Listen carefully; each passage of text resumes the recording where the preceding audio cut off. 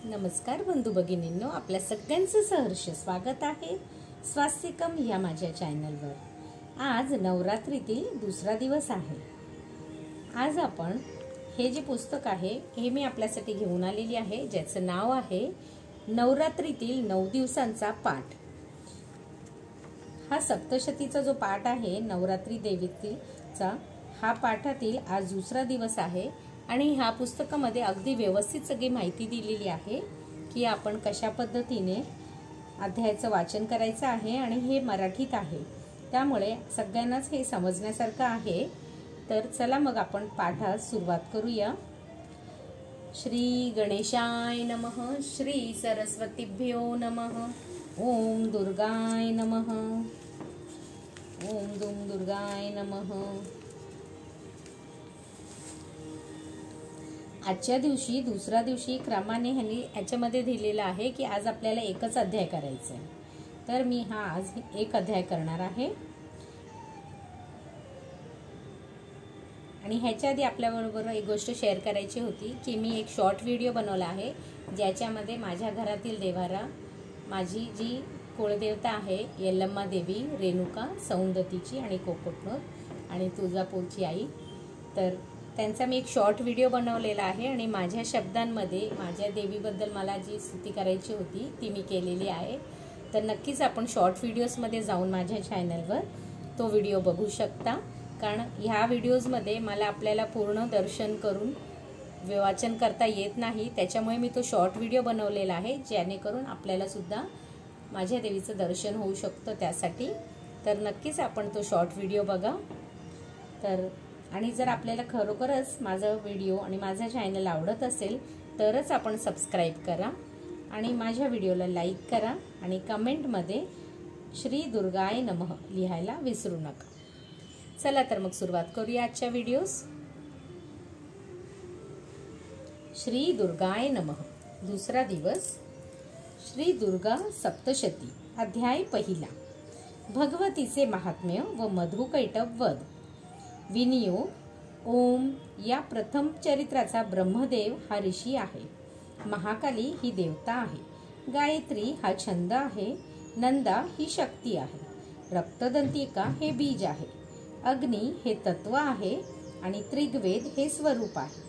श्री महाकालीची कृपा व्हावी म्हणून तिच्या प्रीत्यर्थे प्रथम चरित्राचा जप करताना याचा विनियोग करावा। ध्यान। ओम हातामध्ये खडक, चक्र, गदा, चाप, बाण, परीख, शूल, भुशुंडी, मस्तक आणि शंख ही आयुधे धारण करणारी, 3 नेत्र असलेली, सर्वांगावर दिव्य अलंकार धारण करणारी, नीलमण्यासारखी अंगकांती असणारी, 10 मुखे व 10 पाय असलेली आणि भगवान विष्णू निद्रेत असताना मधु आणि कैटभ या दैत्यांना मारण्यासाठी ब्रह्मदेवाची जिची स्तुती केली होती त्या महाकाली देवीची मी ध्यान रूपाने सेवा करते। ओम चंडिका देवीला नमस्कार असो। ओम एम मार्कंडे म्हणाले, सूर्यपुत्र सावर्णी, ज्याला 8वे मनू म्हटले जाते, त्याची उत्पत्तीची कथा मी विस्ताराने सांगतो। सूर्याचा तो महाभाग्यवान पुत्र भगवती महामायेच्या कृपेने मन्वंतराचा स्वामी कसा झाला तो प्रसंग निवेदन करतो, ऐक।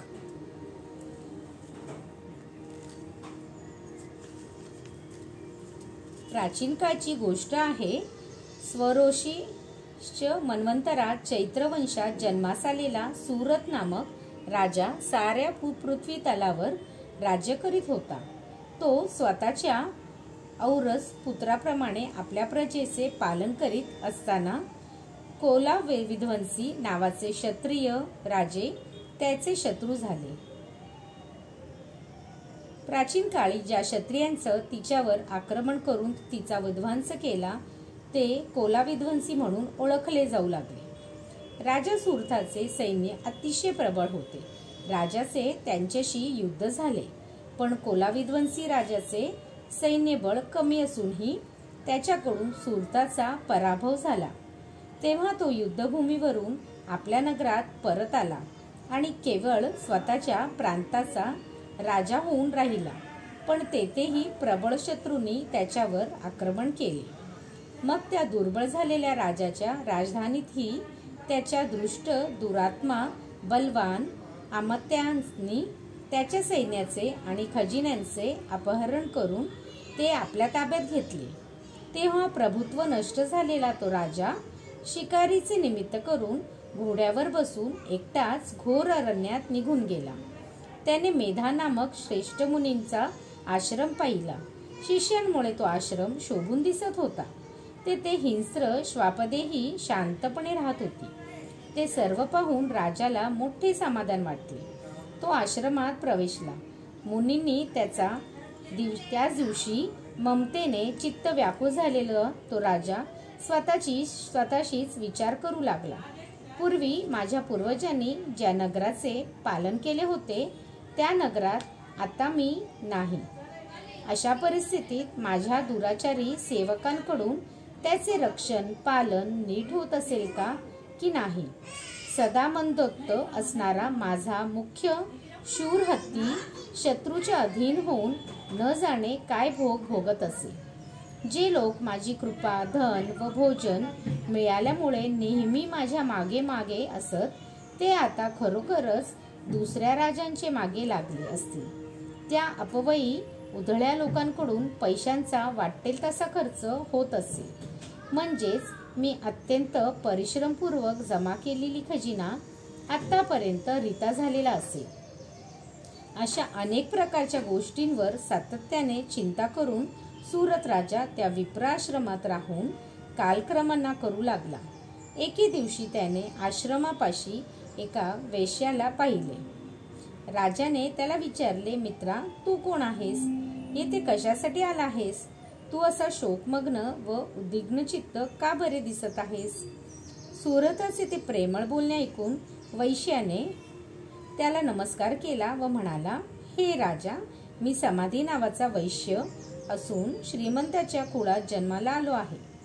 माझा दुष्ट पुत्रांनी आणि पत्नीने माझे सर्व धन बळकावून मला घराबाहेर काढले आहे. म्हणूनच या समयी माझ्याकडे धन दारा पुत्र यापैकी काहीही नाही. आप्तबंधूंनी टाकलेला असा मी दुःखी कष्टी होऊन या वनात आलेलो आहे. माझे पुत्र खुशाल आहेत किंवा नाहीत तेही मला येथे कळत नाही. माझी पत्नी व नातेवाईक यांचीही खुशाली कळत नाही. यावेळी ते सर्व आपापल्या घरी सुखात आनंदात आहेत किंवा नाहीत काहीच समजत नाही. माझे पुत्र कसे आहेत, ते सदाचाराने वागत आहेत का दुराचारीने झाले आहेत, ते सुद्धा कळत नाही. वैश्याचे ते बोलणे ऐकून राजाला मोठे नवल वाटले. तो म्हणाला, हे वैश्या, तुझ्या लोभी दारापुत्रांदिकांनी तुझे धन हिरावून घेऊन तुला घराबाहेर काढले, तरी तुझ्या मनात त्यांच्याविषयी एवढी आसक्ती आपुलकी कशासाठी? त्यावर तो वैश्य म्हणाला, हे महामते, आपण माझ्याविषयी जे काही बोलत आहात ते सर्व बरोबर आहे. ज्या माझ्या पुत्रांनी धनलोभाने अंध होऊन पित्यावरील प्रेम सोडून देऊन मला घालवून दिले, पत्नीने पतीचे प्रेम अवरले, आप्तसंबंधांनी स्नेहाला तिलांजली दिली, त्यांच्या बाबतीत माझे मन एवढे प्रेमासक्त कसे ते कळत असूनही मला त्याचे कारण कळत नाही. मी त्याच्यासाठीच उद्विग्न होऊन निश्वास टाकतो आहे. माझे हृदय दुःखाने भरून आले आहे. त्या प्रेमरहित लोकांबद्दल माझे मन निष्ठुर होतच नाही. त्याला मी काय करू? मार्कंडेय म्हणाले, हे ब्राह्मणा, त्यानंतर नृपश्रेष्ठ सुरत व समाधी वैश्य मेधा मुनीपाशी गेले. त्यांना वंदन करून त्यांच्या सन्मुख बसले आणि त्यांच्याशी वार्तालाप करू लागले. राजा म्हणाला, भगवान, मी आपणास काही विचारू इच्छितो. कृपा करून त्याचे उत्तर द्यावे. माझे चित्त माझ्या स्वाधीन नाही याचे मला अतिशय दुःख वाटत आहे. कारण जे राजे माझ्या हातातून गेले आहे त्या राज्याशी निगडीत असलेल्या सर्व गोष्टींविषयी माझ्या मनात आजही ममत्व कायम आहे. हे मुनिश्रेष्ठा, आता जे ऐश्वर्य माझे राहिलेले नाही हे जाणत असूनही मी एखाद्या अज्ञानी माणसाप्रमाणे दुःख करीत आहे. हे काय आहे? आता हा वैश्य पहा, हा घरातून निष्कांचन व अपमानित होऊन आला आहे. याला स्त्री पुत्रेदिकांनी व नोकरांनी टाकला आहे. आप्तस्वयकांनीही याचा त्याग केला आहे. तरीही याच्या मनात त्यांच्याविषयी प्रेम ममत्व आहे. अशा प्रकारे हा मी दोघेही अत्यंत दुःखी आहोत. ज्यामध्ये प्रत्यक्ष दोष दिसत आहेत, तरीही त्या विषयांबद्दल आमच्या मनात ममत्वाने आकर्षण निर्माण होत आहे. हे महाभागा, आम्ही ज्ञानी आहोत, समजूतदार आहोत, पण तरीही मोहवश झाला आहोत. हे काय आहे?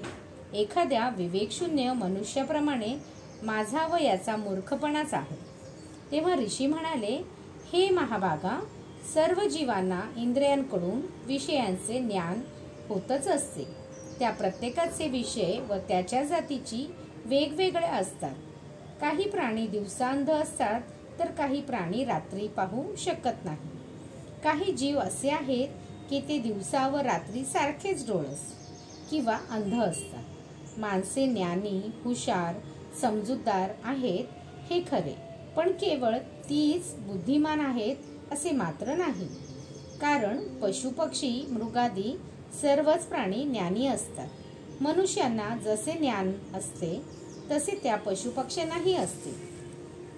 आता ज्ञान असलेल्या या पक्ष्यांकडेही पहा. ते स्वतः भुकेने व्याकुळ झालेले असूनही आपल्या पिल्लांच्या चोचीत किती आनंदाने धान्याचे दाणे घालत आहेत. त्यांना आपल्या पिल्लांकडून कसलीही अपेक्षा नाही. पण हे मानवश्रेष्ठा माणसे मात्र आपल्या मुलांच्या बाबतीत अभिलाषा बाळगून असतात. लोभवश होऊन आपल्या केलेल्या उपकारांची मुलांकडून परतफेड होईल अशा प्रकारची आशा धरणारी माणसे तू पाहत नाहीस का? ती ज्ञानी आहेत, तरीही मोहमतेच्या गर्तेत पडलेली आहे. हे नृपश्रेष्ठा, यात आश्चर्य वाटण्यासारखे काहीही नाही. संसाराच्या सातत्य टिकविण्यास कारण होणाऱ्या महामायेचे प्रभावानेच असे होते. सर्व जगाचे अधिपती असलेल्या भगवान विष्णूंनाही तिच्यामुळे योगनिद्रा आली होती. ती श्रीहरी विष्णूंचीच महामाया. तिच्यामुळेच हे सर्व जग मोहित होते. ती देवी भगवती ज्ञानी माणसाचे चित्तही बलपूर्वक खेचून मोहात टाकते. ती संपूर्ण विश्वाची निर्मिती करते. प्रसन्न झाली तर मनुष्यांना मोक्षप्राप्तीचे वरदान देते. ती मुक्ती देणारी सनातन परमविद्या आहे. सर्व ईश्वरांची अधीश्वरी अशी ती महामाया संसाराचे बंधन निर्माण करणारी आहे. ते ऐकून राजा म्हणाला, हे भगवन, आपला जिला महामाया म्हणता ती देवी कोण आहे? हे विप्रवर्या, ती का उत्पन्न झाली? ती कोणते कार्य करते? हे ब्रह्मवेत्यातील श्रेष्ठा, तिचा प्रभाव, तिचे स्वरूप आणि तिची उत्पत्ती ज्या प्रकारे झाली त्याविषयी मी सर्व काही तुमच्याकडून ऐकू इच्छितो. ऋषी म्हणाले, हे राजा, वास्तविक ती देवी नित्य स्वरूपाच आहे. हे सर्व जग तिचेच रूप आहे आणि तिनेच हे चराचर अंतर्बाह्य व्यापून टाकले आहे. परंतु तिचे प्राकट्य अनेक प्रकारे होते. कसे ते माझ्याकडून ऐक. ती देवी जेव्हा देवांचे कार्य सिद्ध होण्याकरिता आविर्भूत होते तेव्हा ती नित्य असूनही उत्पन्न झाली असे लोकात म्हटले जाते. जेव्हा सर्व जग एकांवात अथांग पाण्यात विलीन झालेले होते त्या कल्पंत्याच्या वेळी भगवान विष्णू शेषनागाची शय्या करून योगनिद्रा घेत होते. तेव्हा मधु व कैटभ या नावांनी प्रख्यात असलेले दोन भयंकर असुर त्यांच्या कानातील मळापासून उत्पन्न झाले. ते दोघे ब्रह्मदेवाचे वध करण्यास उद्युक्त झाले. प्रजापती ब्रह्माजी भगवान विष्णूच्या नाभी कमळात स्थित होते. त्या दोघा उग्र असुरांना पाहून आणि जनार्दन विष्णूंनाही गाढ निद्रित आहेत असे पाहून त्यांनी आपले चित्त एकाग्र करून भगवान विष्णूंना जागे करण्यासाठी त्यांच्या नेत्रात वास करणारी सर्व विश्वाची स्वामिनी, जगाला धारण करणारी, त्याचे पालन व संहार करणारी आणि जी तेजस्वरूप भगवान विष्णूंची अनुपम शक्ती आहे, त्या निद्रा देवीची स्तुती आरंभली. ब्रह्मदेव म्हणाले, हे देवी, तू स्वाहा आहेस, तू स्वधा आहेस आणि तूच वषटकार आहेस. स्वर ही तुझेच निजरूप आहे. तू अक्षर आहेस, नित्य आहेस, जीवनदायी अमृत आहेस. प्रणवामध्ये अ, उ, म या 3 मात्रांच्या रूपात तुझेच वास्तव्य आहे. तसेच त्या प्रणवामध्ये 3 मात्रांच्या व्यतिरिक्त जिचा विशेषत्वाने उच्चार केला जात नाही, ती अर्धमात्राही तूच आहेस. हे देवी, तू संध्या आहेस, सावित्री आहेस आणि परमश्रेष्ठ जननी आहेस. तू या विश्वाला धारण करतेस, याची उत्पत्ती करतेस. हे देवी, तू विश्वाचे पालन करतेस आणि कल्पांती तूच या संहार करतेस. हे जगन्मयी देवी, विश्वाच्या उत्पत्ती काळी तू सृष्टीरूपी असतेस, विश्वाचे पालन करताना स्थितीरूपी असतेस आणि कल्पांती विश्वाचा संहार करताना संहतरूपी असतेस. तू श्रेष्ठ विद्या आहेस, महान माया आहेस, महान मेधा आणि महान स्मृती आहेस. हे भगवती, तू महान मोहरूप अशी महादेवी आहेस, महासुरी आहेस. तू सत्वादी 3 गुणांना उत्पन्न करणारी सर्व जगाची प्रकृती आहेस. हे देवी, तू महाभयंकर अशी कालरात्री, महारात्री आणि मोहरात्री आहेस. तू श्रीलक्ष्मी, विश्वस्वामिनी, ईश्वरी, रीम आणि बोध हे जिचे लक्षण आहे अशी बुद्धी आहेस. तू लज्जा, पुष्टी, तुष्टी, शांती व शांती आहेस. तू भयंकर स्वरूपाची असून खडग, शूल, गदा, चक्र, शंख, चाप, बाण, भुशुंडी व परीघ ही आयुधे धारण करतेस. तू सौम्य आहेस, सौम्यतरा, सर्व सौम्य वस्तूंपेक्षा जास्त सौम्य आहेस. तू सर्वाधिक सुंदर आहेस. हे अखिलात्मिके देवी, तू आणि अपर, पलीकडचे आणि अलीकडचे, दृश्य, अदृश्य या सर्वांमध्ये तू सर्वश्रेष्ठ परमेश्वरी आहेस. या जगात कोठेही ज्या काही लहान मोठ्या सत असत रूप वस्तू आहेत, त्या सर्वांची जी शक्ती आहे ती तूच आहेस. तेव्हा तुझी स्तुती करणे कसे शक्य आहे? हे देवी, जो जगाचा सर्जन करता, पालन करता व संहार करता आहे, तो भगवान विष्णूही तुझ्यामुळे योगनिद्रावश झाला. म्हणून तुझी स्तुती करण्यास कोण समर्थ आहे? ज्या अर्थी मला भगवान विष्णूला व भगवान ईशानाला तू शरीर धारण करावयास लावलेस, त्या अर्थी तुझी स्तुती करण्याची शक्ती कोणामध्ये आहे?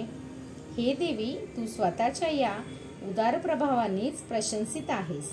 म्हणून तू सर्व शक्तीनिशी या मधुकैटप नामक 2 दुर्धर असुरांना मोहित कर आणि जगाचा स्वामी असलेला भगवान विष्णूला त्वरित जागे करून त्याला या 2 महान असुरांना मारण्याची प्रेरणा दे. ऋषी म्हणाले, हे राजा, याप्रमाणे ब्रह्मदेवाने तमोगुणाची अधिष्ठात्री असलेल्या योगनिद्रा देवीची स्तुती केली. तेव्हा मधु आणि कैटभ या राक्षसांना मारण्याच्या उद्देशाने विष्णूंना जागृत करण्यासाठी ती देवी भगवानांचे नेत्र, मुख, नाक, बाहू, हृदय व छाती यातून निघून अव्यक्त जन्मा ब्रह्मदेवासमोर प्रकट झाली. त्यावेळी योगनिद्रेतून मुक्त होताच जगतस्वामी जनार्दनास जाग आली. ते एकार्णवातील शेषशय्येवरून उठले. त्यांनी दुष्ट, अत्यंत बलशाली व पराक्रमी अशा मधुकैटभ दैत्यांना पाहिले. यावेळी क्रोधाने डोळे लाल झालेले ते दोघे दैत्य ब्रह्मदेवाला खाण्यासाठी उद्युक्त झाले होते. भगवान श्रीहरींनी त्यांच्याशी युद्ध केले. बलाने अत्यंत उन्मत्त झालेल्या आणि त्यातच महामायेने मोहित केलेल्या त्या दैत्यांनी विष्णूंशी 5000 वर्षे बाहुयुद्ध केले. शेवटी ते दोघे केशवाला म्हणाले, आम्ही तुझ्या पराक्रमाने संतुष्ट झालो आहोत. तू आमच्याकडून वर मागून घे. तेव्हा भगवान म्हणाले, जर तुम्ही माझ्यावर संतुष्ट असाल तर तुमच्या दोघांचाही वध माझ्याकडून व्हावा, हाच वर मी मागतो. ऋषी म्हणाले, हे राजा, अशा प्रकारे फसलेल्या त्या दोघा दैत्यांनी सर्व जग जलमय झालेले आहे असे पाहिले. ते म्हणाले, हे कमललोचना, जेथे पृथ्वी जलमय झालेली नसेल अशा कोरड्या ठिकाणी तू आमचा वध कर. ऋषी म्हणाले, हे राजा, ठीक आहे. असे म्हणून शंखचक्र गदा धारण केलेल्या श्रीहरींनी त्या दोघांची मस्तके आपल्या मांडीवर घेऊन चक्राने तोडून टाकली. अशा प्रकारे ब्रह्मदेवाने स्तुती केल्यावर जी ही देवी स्वतः प्रकट झाली, त्या देवीचा प्रभावही मी तुम्हाला सांगतो, ऐका. याप्रमाणे श्री मार्कंडेय पुराणातील सार्वंतिक मन्वंतरातील मधुकैटभ वध नावाचा पहिला अध्याय संपूर्ण झाला. श्रीदेवी पर्णमस्तु. शुभं भवतु, शुभं भवतु, शुभं भवतु, शुभं भवतु.